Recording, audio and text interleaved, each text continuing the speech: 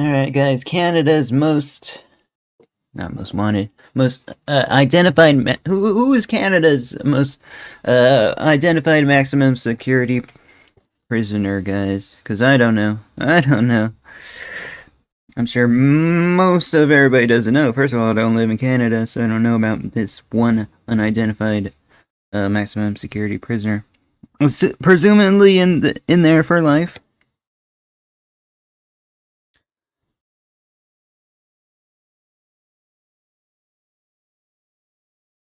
Sorry, guys. My screen protector has a bubble, and it's very much annoying me. Let's get into the video. Barely sociable. Never even seen or heard of this YouTube channel, guys. 2 million subs. Where have I been the whole time, man? We got barely sociable here. Alright. Again, and welcome back to the channel. I must say, after spending so much time sifting through case files, Commenting on, well, they got a quite active Reddit. Commenting on the name of the channel. That's me as well, IRL. I generally find myself becoming desensitized to mysteries involving true crime. However, every now and again, I must admit, one topic will follow me for months on end. No, right? Unidentified, bro. That's kind of scary, man. But hey, it's desensitized to it.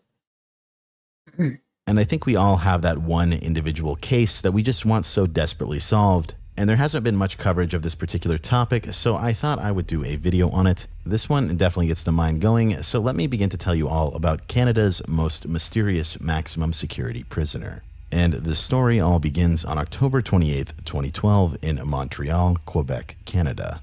When a man had arrived from a flight from Cuba bearing a French passport, he claimed it was not his first visit to Canada, and he said he had originally come 6 months earlier and had left a week before. So a tourist locked up abroad for life, guys.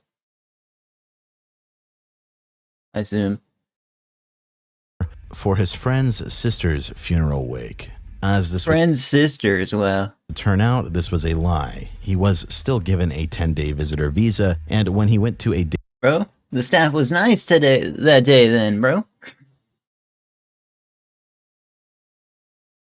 Didn't even know 10-day visitor visas even existed, bro. That's quite a while. Days in, where he had a reservation, he also had $3,000 in his bank account and a return ticket. Sheesh. However, he would never actually end up leaving the country, and 6 months later, he would be arrested for a completely unbelievable scam.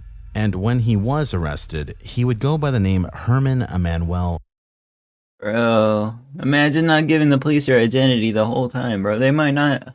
Okay, that's probably why then. You just didn't give him his identity, bro. Case closed, right? Maybe not. Let's see what scam he did, though. FanOFOSRS. And the scam that he ended up getting arrested for was known as a black money or wash scam. FanOFOSRS and 4 other co-conspirators who are yet to be identified responded to a Toronto real estate ad claiming that they— Hey, bro, when did this happen, guys? Yet to identify him? Hey, it must be clean at what he does then, guys. Straight up. They had money coming in from South Africa that they would use to pay for a property. However, the money was coated in a special black coating to disguise it so they could get it out of the country. And in order to remove the coating, they needed a certain expensive chemical, and in order to convince the wary buyer, they even demonstrated how the chemical would work. And after they demonstrated the process to the man, black bill is becoming clean before his eyes. He was told that he needed to put money down for this special chemical in order for him to receive a cut of the cash that would be coming in. And unfortunately for him, what is black money, though? The black money turned out to be fake, and he had been out about $450,000. Holy smokes, bro. Scanned for 450K? Wow. That's... How do you even do that, bro? I guess he scanned somebody that's born into money or something? By the time he figured it out. Officers arrested FanOFOSRS at a hotel where he was staying under another name. He did not have his passport with him. Once the police had realized that he was a visitor of Canada and his visa had expired, they had called Canada Border Services Agency, or the CBSA. The CBSA stayed his criminal charges in order to expedite his removal from Canada, but there was a problem. Herman Emmanuel FanOFOSRS. Guys, I have no idea what staying charges are. I mean, I can use my I can use my inductive reasoning though. I'm sure everybody else can as well. Gem was not who he claimed to be. In fact, officials could not figure out who he really was. And since this is And bro, you know how like they're trying to interrogate in like movies and stuff. He took it to the next level, bro. He's playing the part. He's playing the part for sure. a mystery video, you probably know where this is going. At first, he was cooperative, but once his identity was brought into question, he became defiant. At one immigration detention review hearing, he told the adjudicator to go to hell when all she had done was simply ask for confirmation that she was speaking to the right person. And over the course Like he is not been arrested, does not enjoy being arrested as most do not enjoy being arrested. of 4.5 years, he has refused to attend 51 detention review hearings. He's told people to go fuck themselves, he's claimed that he's been kidnapped, and the situation has spiraled so far out of control that the judge stated, "This court's impression is that the unknown person considers himself to be a director of a play, and Canadian authorities are but actors subject to his direction. Because he can't be deported to his home country, he's somewhat caught in a legal loophole." I will note throughout all of the 51 detention review hearings, he demanded to speak with French diplomats because he claimed to be French working in England. And when given the opportunity to meet with him, he still refused to go twice. Oh my gosh. Wait, what is it? This guy, well, not, if you don't give them your identification, they might lock you away forever, I guess, guys. Well, And the extent of this person's defiance has gone as far as where he will not allow people to take pictures of him and has fought off giving any kind of fingerprint. And that seems to make sense, as it's very hard to find any other photos of him online. And there doesn't appear to be any video footage of him either. Getting back to him being French, a later tip from Interpol informed authorities that he had previously faked a birth certificate to gain various travel and identity documents in Paris. On top of that, there was no one named Herman Emmanuel Fankum in the French registry.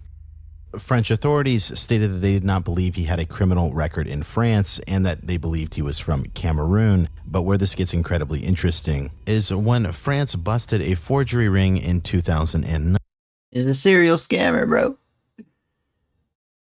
You think he would have been out by now? It seems like he's been locked up for years, guys. Where after an extensive investigation into this ring, one person had actually admitted to creating a forgery by the name of Herman Emmanuel Fankum. Apparently, whoever had the passport at that time was arrested attempting to board a flight to Canada of all places, and for some reason he was released. I couldn't find any press on this forgery ring bust in 2009 outside of this article I'm referencing.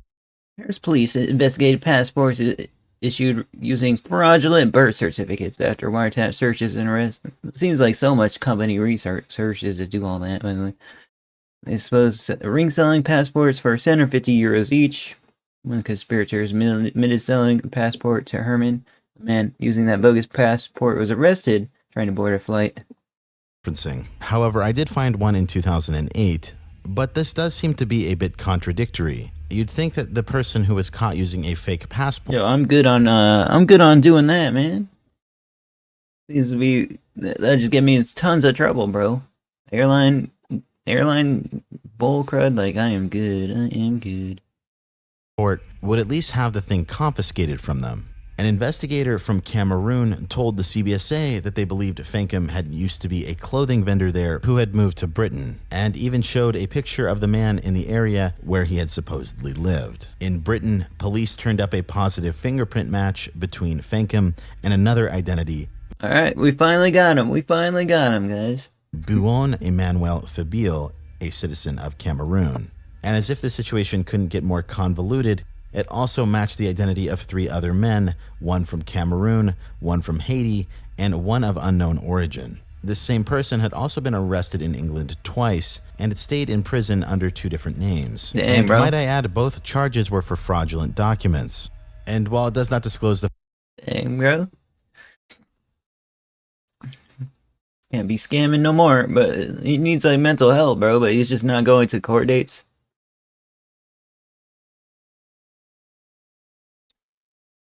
When I was in jail, there's a guy that would not leave whatsoever, and for court, and they got like 5 officers and forced him out there, bro. They forced him out.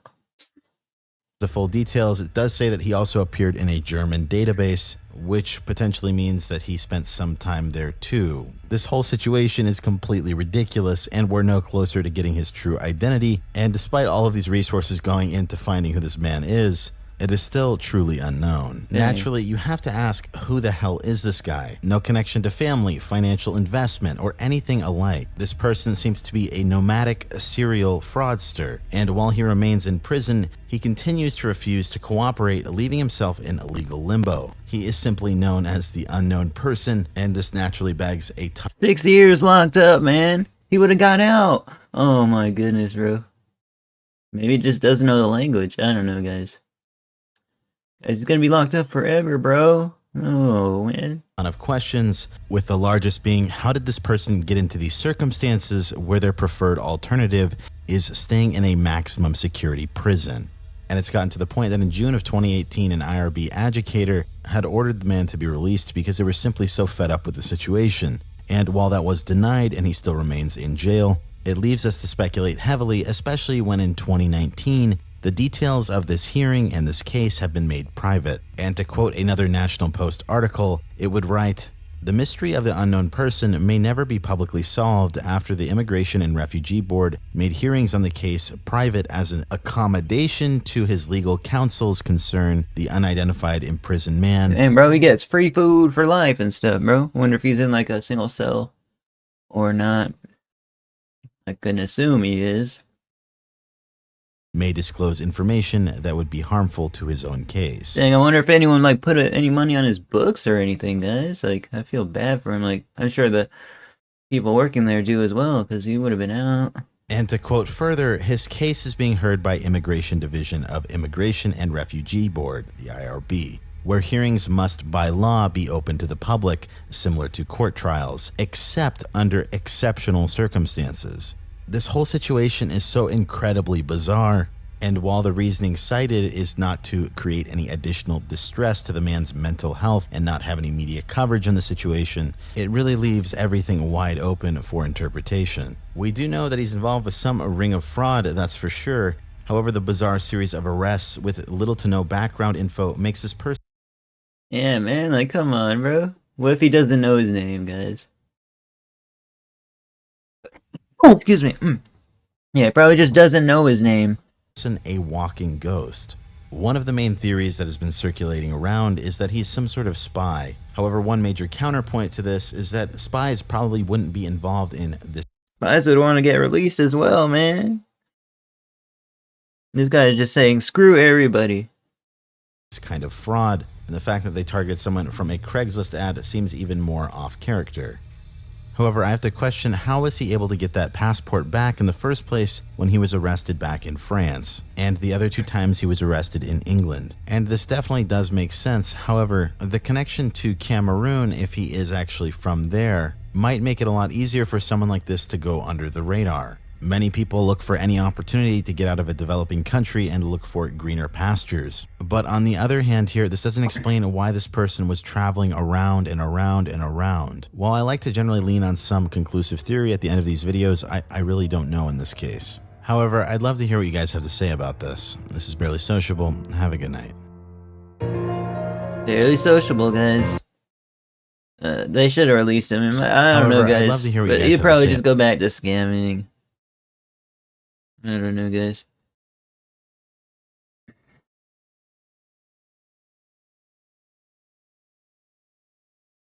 case you missed any second shit.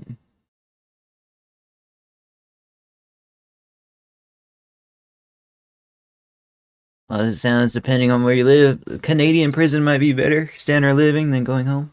Potentially. They annoyed the government so much they asked to release him. He wants to stay in the maximum security prison.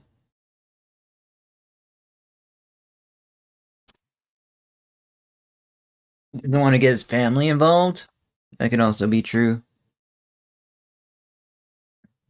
Maybe he just doesn't want to get hurt on the outside. Who knows, guys? Thank you for watching. Like, comment, subscribe. Check out Barely Social in the description. I will see you guys next one, okay? Thank you.